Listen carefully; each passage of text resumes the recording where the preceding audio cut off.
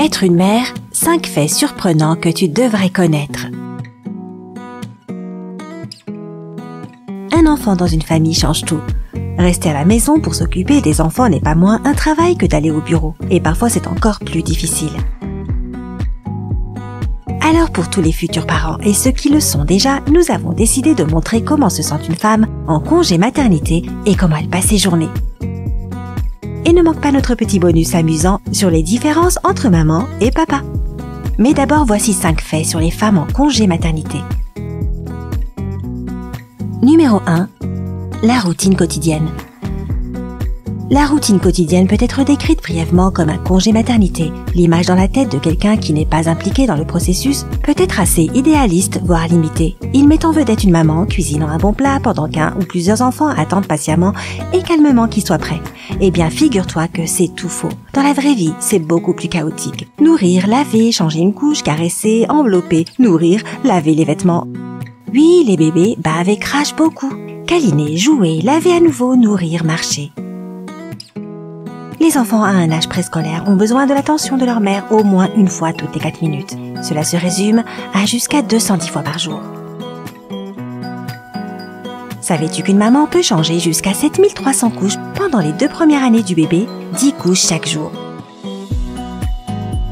Eh bien, pas étonnant que dans de telles circonstances, aller chez le médecin pour un examen de routine est déjà quelque chose hors de l'ordinaire. Numéro 2. Pas de planning fixe. Il semblerait que rien ne peut être plus pratique pour une mère et un bébé que de respecter un planning. Et les pédiatres disent la même chose.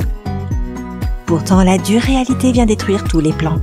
C'est l'heure de dormir? Qui a dit ça? Personne n'a pris la peine d'informer le bébé à ce sujet. Il pleure et refuse d'aller au lit.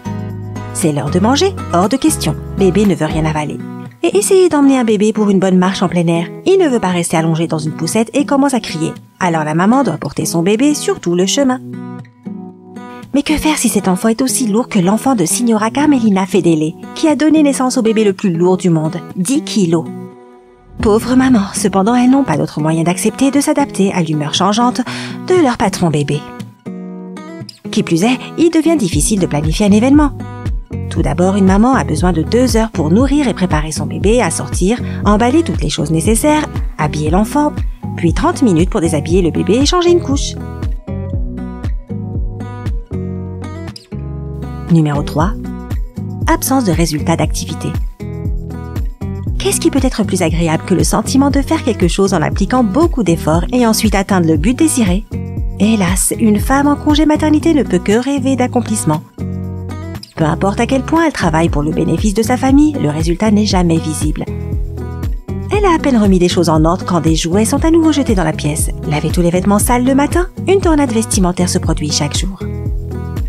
Selon les statistiques, une mère n'a que 17 minutes par jour pour elle-même et encore, elle fait 78% de toutes les tâches ménagères. Très souvent, cela peut être frustrant. De travailler toute la journée sans avoir l'occasion de voir un résultat immédiat dans ses actions. Numéro 4. Manque de confiance en soi. Il semble que ce problème ne devrait pas exister. Une femme a donné une nouvelle vie à ce monde, elle porte une grande responsabilité et un grand honneur en même temps. Et où est la stimulation dans tout ça? Malheureusement, ce n'est pas si noir et blanc. Les chercheurs ont découvert que les femmes ont tendance à perdre leur amour-propre les 3 premières années suivant la naissance d'un bébé. La maternité change radicalement la vie d'une femme. Cela affecte sa carrière, son cercle social et son corps.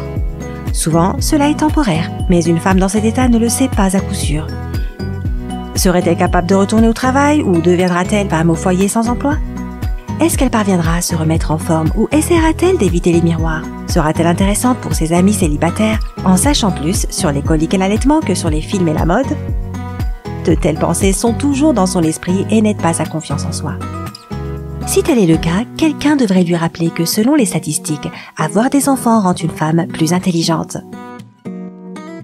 Numéro 5. Amour inconditionnel. Il y a une recherche assez impressionnante sur les heures de sommeil qu'une nouvelle mère parvient à obtenir. Seulement 2% de toutes les femmes dorment plus de 11 heures par jour. Se présente une catégorie de 4% qui ont un sommeil d'une durée de 9 à 10 heures, pas mal.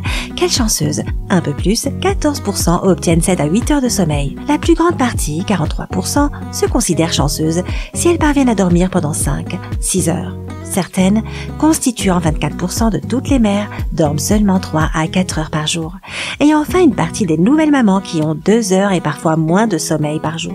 Mais il y a une chose qui l'emporte sur tous ces inconvénients. Et cette chose est l'amour inconditionnel de la mère pour ses bébés. La fatigue, une routine et le doute de soi disparaissent quand le bébé sourit pour la première fois et dit « Je t'aime maman ».